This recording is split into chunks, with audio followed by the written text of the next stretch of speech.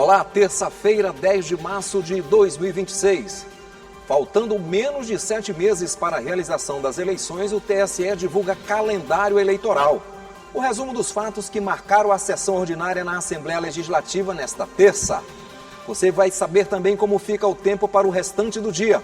E ainda no F1 de hoje, o fim da temida baliza para quem vai tirar a primeira carteira de habilitação. E tem mais! Iniciativa da Secretaria de Estado da Agricultura Familiar vem incentivando a sustentabilidade, a segurança alimentar e a inclusão. É o Mutirão Agroflorestal. Então vem com a gente porque o AF1 já começou.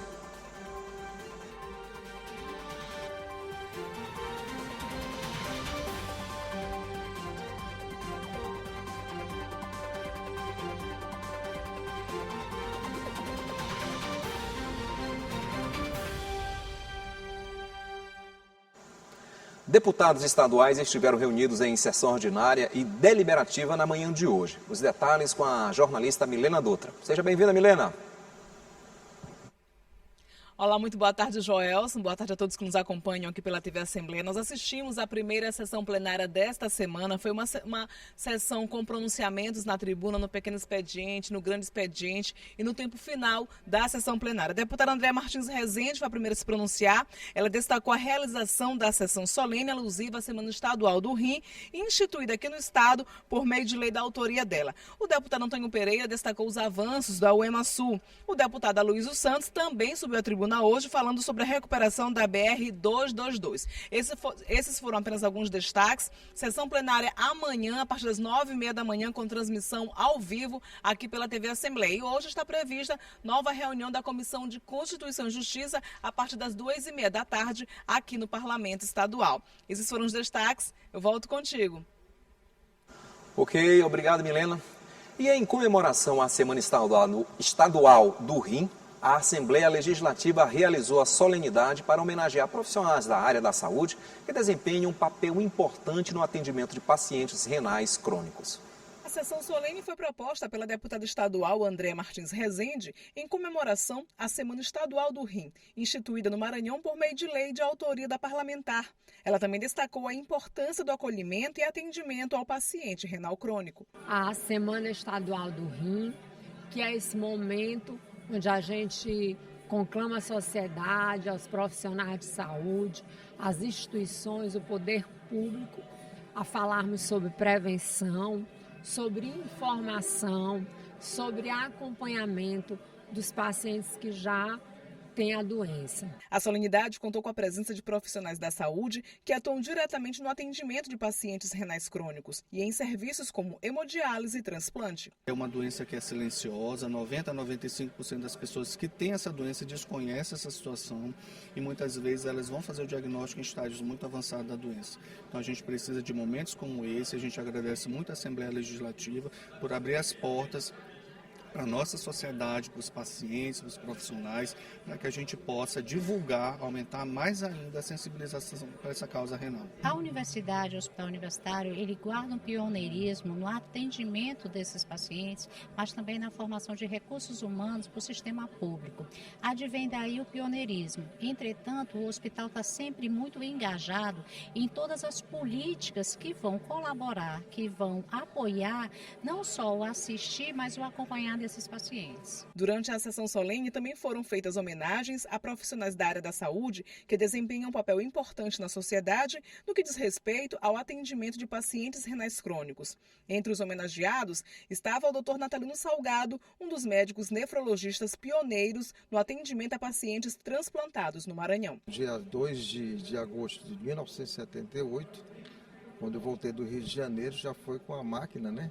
O primeiro rim artificial para fazer a primeira hemodiálise e mudar a história natural desses pacientes que não tinham essa possibilidade de se manter vivo, né? E posteriormente, com o grupo forte do Hospital Universitários, né? Outros colegas nefrologistas e também urologistas, e nós conseguimos realizar o primeiro transplante de rim. Isso aconteceu em abril do ano 2000. O secretário-chefe da Casa Civil do Estado, Sebastião Madeira, representando o governador Brandão, destacou a importância da solenidade e a atuação do governo do Maranhão nos serviços oferecidos a pacientes renais crônicos. Recentemente foi inaugurado um hospital e uma UPA em Açailândia. Em Amarante está sendo construído finalmente de 52 leitos e muitos hospitais foram inaugurados e estão sendo construídos aí pelo Maranhão. Então, o governador Brandão tem investido na saúde, como tem investido na melhoria de qualidade de vida dos maranhenses. A administradora e ativista Joilce Diniz, há 14 anos, é paciente renal crônica. Ela participou da sessão solene e ressaltou a importância da atenção a quem sofre com doença renal. Semana muito importante, tanto para nós que somos pacientes renal em hemodiálise, como também para toda a sociedade, para que a fila do transplante não aumente mais, para que não entre mais pessoas em clínicas de hemodiálise, fazendo a sua prevenção, que é necessário, né? Então, para a gente é um motivo de muita alegria estar aqui mais uma vez nessa casa, celebrando mais uma conquista. E atenção, faltando menos de 7 meses para a realização das eleições gerais deste ano, o Tribunal Superior Eleitoral, TSE, aprovou a resolução que dispõe sobre o calendário de 2026. E o alerta vai para o prazo do alistamento eleitoral, que fica aberto até o dia 6 de maio. O Tribunal Superior Eleitoral estabeleceu as regras a serem cumpridas pelo calendário eleitoral de 2026, além de prazos e datas para candidatos, partidos, justiça eleitoral e eleitores. O destaque para este ano são as regras para evitar a manipulação de informações e desinformação nas campanhas. Entre as medidas que devem ser adotadas estão: proibição de conteúdos falsos produzidos por inteligência artificial, como as deepfakes, obrigatoriedade de informar quando uma propaganda eleitoral fizer uso da ferramenta, possibilidade de punições e multas para quem usar a tecnologia para enganar o eleitor. Eleitores, partidos e candidatos devem ficar atentos também a datas importantes. Até o dia 3 de abril, os deputados estaduais, federais e distritais podem mudar de partido para concorrerem às eleições majoritárias ou proporcional. Até o dia 4 de abril, o presidente da República, governadores e prefeitos devem renunciar aos mandatos em exercício caso pretendam concorrer às eleições. Até o dia 6 de abril, os eleitores que não possuem cadastro biométrico válido pela Justiça Eleitoral têm que solicitar alistamento, transferências e revisão através do serviço de autoatendimento eleitoral na internet. De 1º de abril a 30 de julho, as emissoras de rádio e TV devem veicular propagandas institucionais de incentivo à participação feminina de jovens, negros e indígenas na política, além de esclarecer as regras do sistema eleitoral brasileiro. Até o dia 1º de junho, a União deve disponibilizar o Fundo Especial de Financiamento de Campanha para o Tribunal Superior Eleitoral. E no dia 16 de agosto, começa a veiculação da propaganda eleitoral gratuita nas emissoras de rádio e TV durante os 35 dias anteriores à antevéspera do primeiro turno da eleição. E no próximo bloco, a previsão do tempo para a tarde desta terça-feira. E tem mais, o fim da temida baliza para quem vai tirar a primeira carteira de habilitação. Os detalhes logo após o intervalo.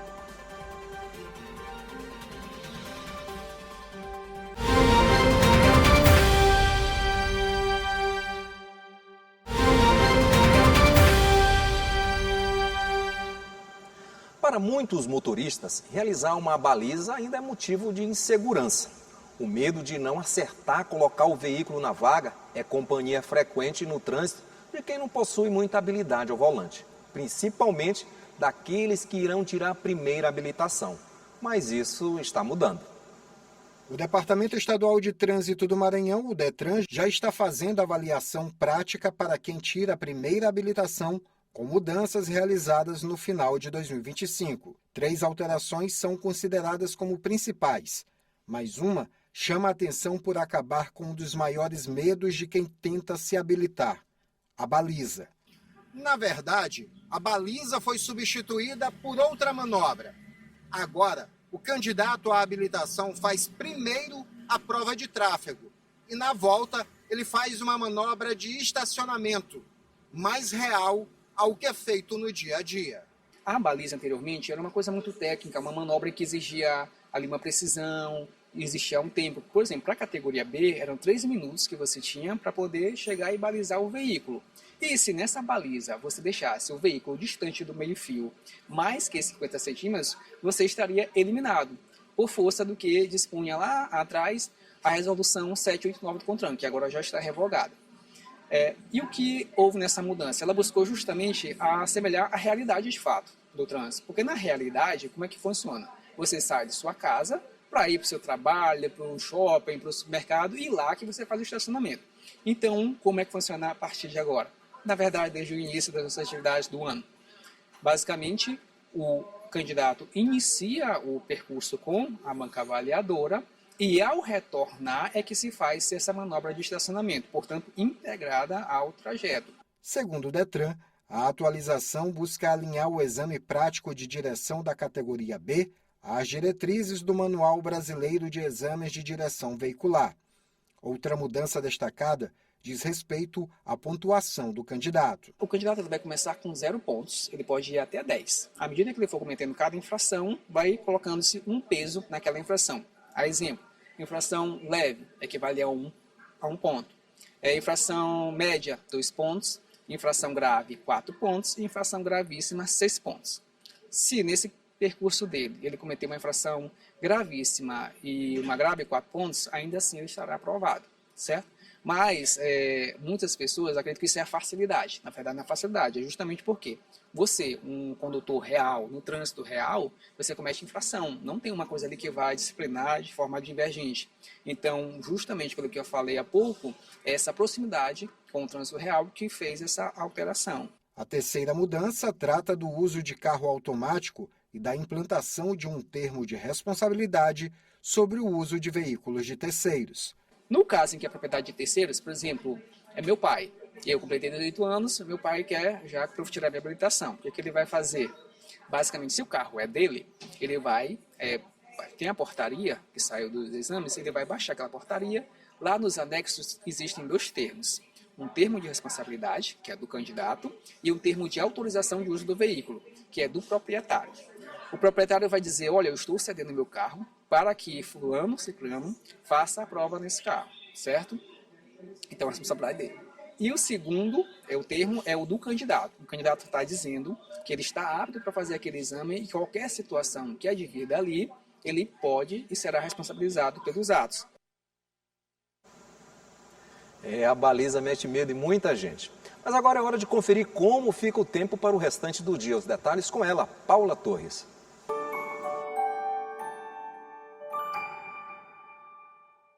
Boa tarde para você que está nos acompanhando na Assembleia em Foco, primeira edição.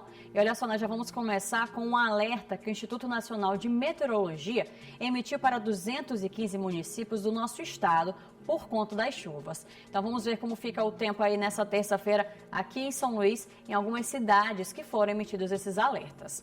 Nós começamos em São Luís, essa terça é de tempo parcialmente nublado por aqui, mas à tarde tem chance de chuva. 9 milímetros são esperados para a capital e as temperaturas ficam entre 24 e chega até os 28 graus. E após uma chuva, o nível do Rio Tocantins subiu nesse último final de semana e vem deixando famílias em estado de alerta na cidade de Imperatriz. Por lá, a Defesa Civil registrou 18 milímetros de chuva em 24 horas.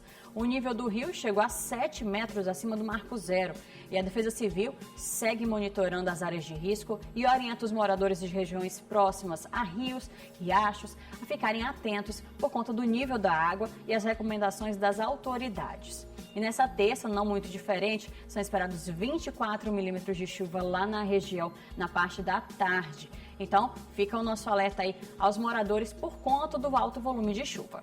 E para a gente encerrar, vamos para a cidade de Anajatuba, que para essa terça são esperados 17 milímetros de chuva. As temperaturas ficam entre 23, chegam até os 30 graus e a cidade está entre as 215 que o Instituto Nacional de Meteorologia emitiu um alerta. Antes da gente encerrar, fica o nosso alerta também a esses municípios. Em casos de deslizamentos ou alagamentos, você pode acionar a Defesa Civil no número 199 ou o Corpo de Bombeiros no 193.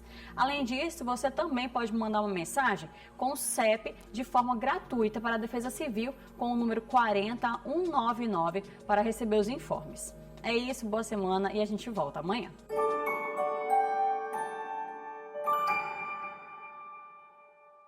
Você viu que eu me confundi aqui, né? O tempo hoje foi apresentado por ela, nossa queridíssima Ananda Fontinelli. E o 4º Seminário Estadual de Saúde das Mulheres serviu como base para o lançamento da campanha Março Lilás, que busca a conscientização sobre o câncer de colo do útero. Mesclando gestores e profissionais da saúde, o governo do estado, por meio da Secretaria de Estado da Saúde, realizou o 4º Seminário Estadual de Saúde das Mulheres. O evento serviu como base para o lançamento da campanha Março Lilás, que busca a conscientização sobre o câncer de colo de útero. Ela é uma campanha muito oportuna e importante para o nosso estado, porque ainda temos alguns indicadores, né, do câncer do colo de útero que é um pouco elevado. Então, o nosso objetivo é vir fortalecer junto aos municípios que aqui se fazem presentes e trazer também essa proposta do municipalismo forte no território. Então, o Estado, ele sempre está caminhando com os municípios. E o Março Lilás, ele traz ainda esse fortalecimento e essa conscientização da mulher.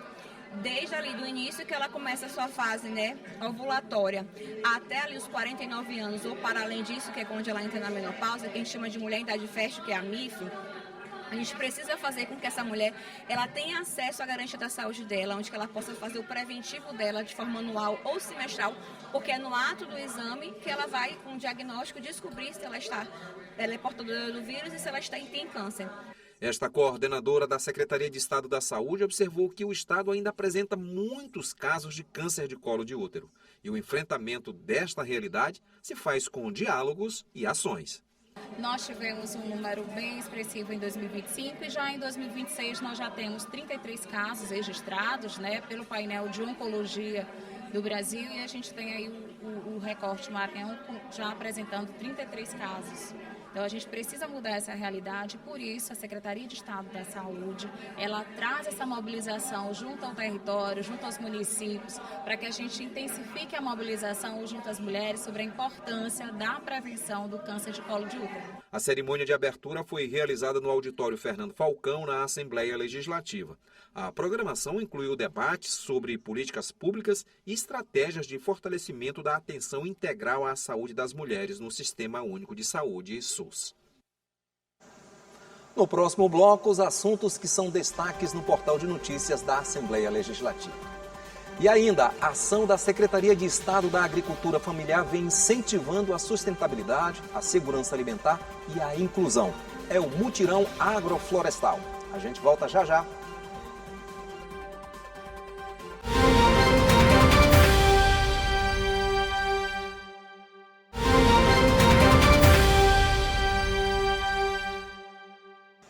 Estamos de volta, agora são 13 horas e 20 minutos e nos corredores dos supermercados e lojas, os ovos de Páscoa já tomaram conta da decoração, mas a procura dos consumidores ainda é pequena. A procura pelos ovos de Páscoa ainda é tímida. Muita gente observa, mas levar mesmo só depois. Segundo este gerente, isso é normal. A procura aumenta mais perto da Páscoa. Na segunda semana do mês, né, o pessoal já vem mais, já vem procurar, já vem até mesmo fazer aquela pesquisa antes mesmo de comprar para ver se realmente vê o que vai caber do bolso dele ou não, né?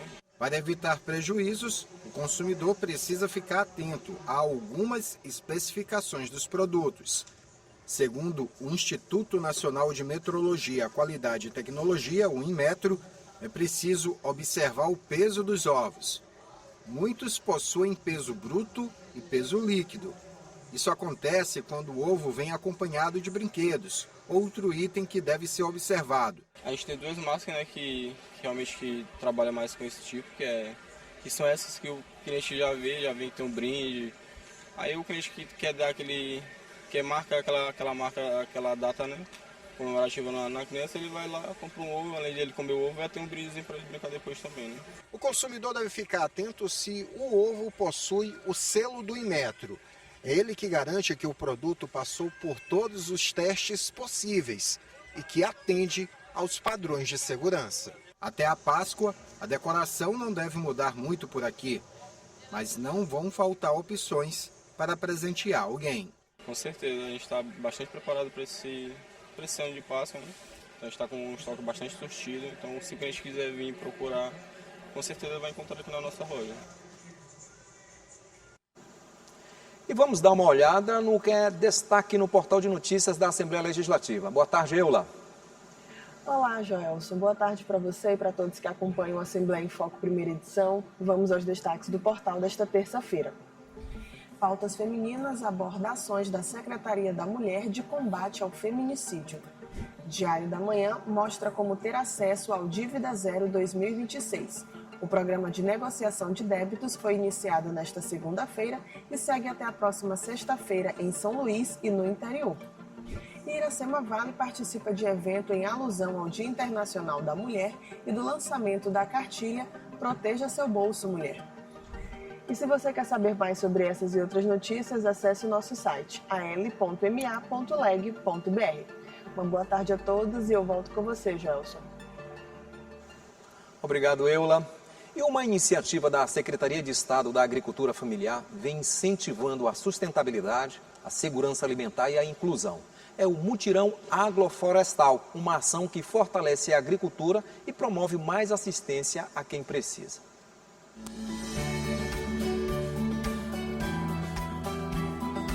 Em parceria com o Governo do Estado, por meio da Secretaria de Agricultura Familiar, o Centro Educacional e Social São José Operário, mantido por uma entidade católica, realiza o Mutirão Agroflorestal, em uma região de plantio no município de Passo do Lumiar. Essa atividade ela é extremamente importante para a preservação da terra, para a sustentabilidade e, sem sombra de dúvidas, vai contribuir muito com a comunidade local. Nós estamos implantando um modelo, né, que combina tanto a questão da produção com plantas frutíferas, a recuperação da paisagem, né, de maneira que a gente pode pensar aqui na segurança alimentar, na geração de trabalho, na geração de renda, mas também na preservação ambiental. A iniciativa, no momento, envolve 40 voluntários que estão responsáveis por fazer o plantio e a manutenção da área cultivada. O projeto acontece neste terreno de 1 hectare e, inicialmente, estão sendo plantadas 350 mudas que vão compor este projeto da agrofloresta. Entre as espécies frutíferas estão pés de cacau, acerola, abacate e mamão. Os insumos são disponibilizados pela Secretaria, bem como a orientação e o acompanhamento profissional. O governo está financiando todos os insumos do projeto. Nós também elaboramos o projeto com os técnicos, né, da área, agrônomos, enfim, engenheiros florestais. Além disso, nós estamos dando toda a orientação e assistência técnica para que seja implantado. Então, os custos são nossos, a assistência é nossa e a comunidade entra com a mão de obra. Ariadne Rocha é engenheira agrônoma e professora de agronomia da UEMA. É uma das profissionais que estão envolvidas no projeto. A Universidade Estadual do Maranhão, em nome do curso de agronomia, está colaborando com a participação de docentes e discentes do curso de agronomia também, na execução da mão de obra, do pensar da execução, de apoiar nos procedimentos técnicos. Então, a gente realmente está se sentindo gratificados de estar com esse momento, que para os nossos alunos também é um momento de aprendizado. Além do uso melhor da terra com a produção de alimentos, o projeto significa ainda a inclusão social.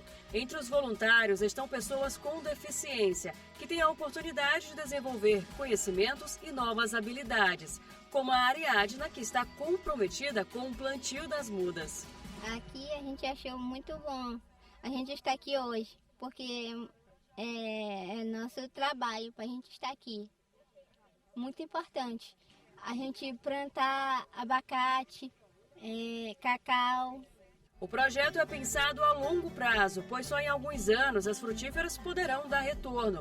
Mas a ideia também é cultivar espécies de rápida colheita, como feijão e milho, por exemplo. Uma importante iniciativa que representa sustentabilidade, segurança alimentar e inclusão. A medida fortalece a agricultura e promove mais assistência a quem precisa.